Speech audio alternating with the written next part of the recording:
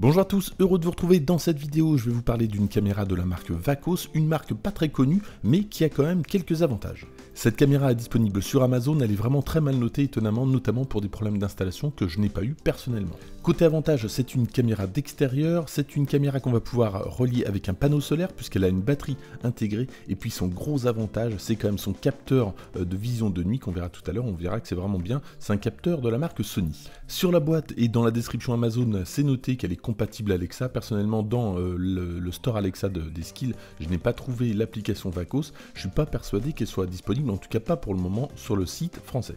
Par contre, aucun problème sur l'App Store ou sur le Play Store, l'application est gratuite et disponible. C'est l'application qui s'appelle Wacos, on va voir comment l'installer tout à l'heure. Alors, côté packaging, donc on a une boîte qui est vraiment qualitative, donc ça c'est plutôt bien. On a un manuel qui est en anglais, et je comprends toujours pas pourquoi il y a autant de manuels qui ne sont plus traduits maintenant. Et puis à l'intérieur, donc on va retrouver un pied qu'on va pouvoir installer donc sur la caméra, on va pouvoir exercer une rotation. Voilà donc à quoi ressemble la caméra. On voit ici les différents capteurs, elle embarque évidemment un micro pour pouvoir écouter ce qui se passe, un haut-parleur pour pouvoir se faire entendre, et puis donc dans le reste de la boîte on va avoir un kit d'accessoires pour la fixation au mur puisque c'est une caméra d'extérieur, et puis ici on a donc un petit accessoire qu'on va coller au dos de la caméra qui va permettre à celle-ci d'être orientée un petit peu plus précisément. Pour terminer, le câble USB pour l'installer. Donc l'application se trouve sur l'App Store, on la télécharge et on va voir à quoi ça ressemble. Côté compatibilité, on aura besoin d'un réseau 2,4 GHz, et puis on va donc, une fois qu'on va avoir créé le compte, on va ajouter la caméra, donc c'est celle-ci. Ça va nous demander donc d'appuyer sur ce bouton de réinitialisation, donc ça va l'allumer en fait.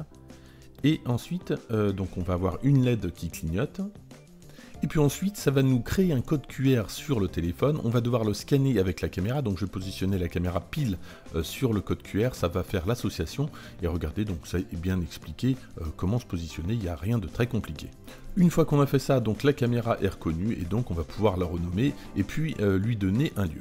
Voilà, l'installation s'est passée plutôt correctement, n'hésitez pas à charger au mieux la caméra, des fois ça peut empêcher une bonne installation, mais là, pas de problème particulier.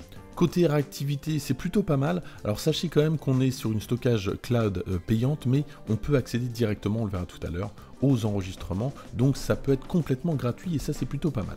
Côté notification, voilà à quoi ressemble une notification sur le téléphone et ici sur une Apple Watch.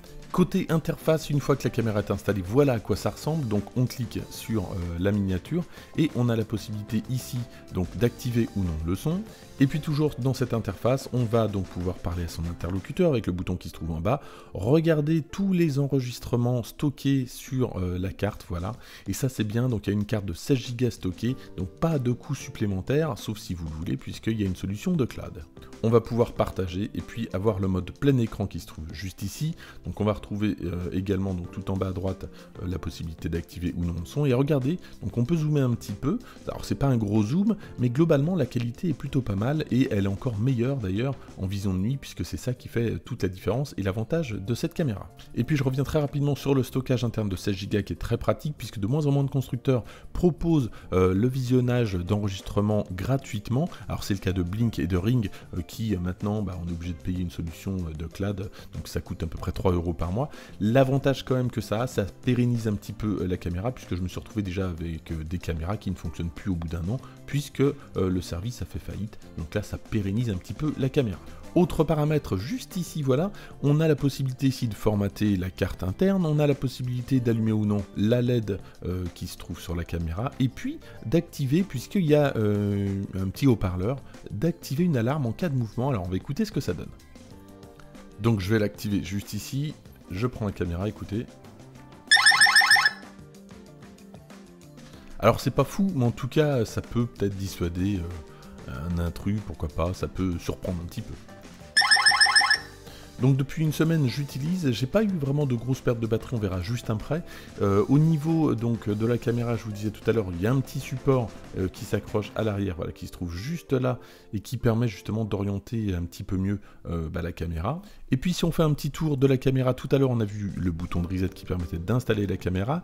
Ici on va donc avoir le haut-parleur en question et juste là, voilà, on va avoir la partie recharge qui est très bien protégée contre la pluie, puisque je vous disais donc cette caméra est une caméra d'extérieur. Et puis le gros point fort de cette caméra évidemment, c'est sa vision nocturne en couleur, attention. Donc voilà ce que ça donne un petit peu, alors on est un petit peu avant 22h, voilà l'état du ciel, et là à 22h20, 17 juillet, c'est quand même pas mal. Alors il y a la petite LED, mais même sans la LED, on a vraiment une image parfaite. Franchement, c'est le gros point fort de cette caméra, la vision nocturne en couleur. Côté batterie, je vous le disais, on peut l'utiliser avec un panneau solaire, donc aucun problème de batterie, et dans tous les cas, au bout d'une semaine, regardez, j'ai quasiment rien perdu, je pense qu'elle va tenir 2 mois sans aucun problème. Ici donc les différents capteurs, dont celui de luminosité qui allume automatiquement le flash, et puis globalement, cette caméra se situe pas mal au niveau du prix, notamment par rapport à la concurrence Ring, donc celle-ci est un petit peu moins chère que la Ring. L'autre avantage, c'est la vision nocturne en couleur, et puis une bonne vision nocturne en général, et l'autre avantage, c'est la possibilité de visionner les enregistrements sans coût supplémentaire. Côté installation, on a une installation un petit peu plus hasardeuse que chez Ring, quoique j'ai pas vraiment eu de problème particulier.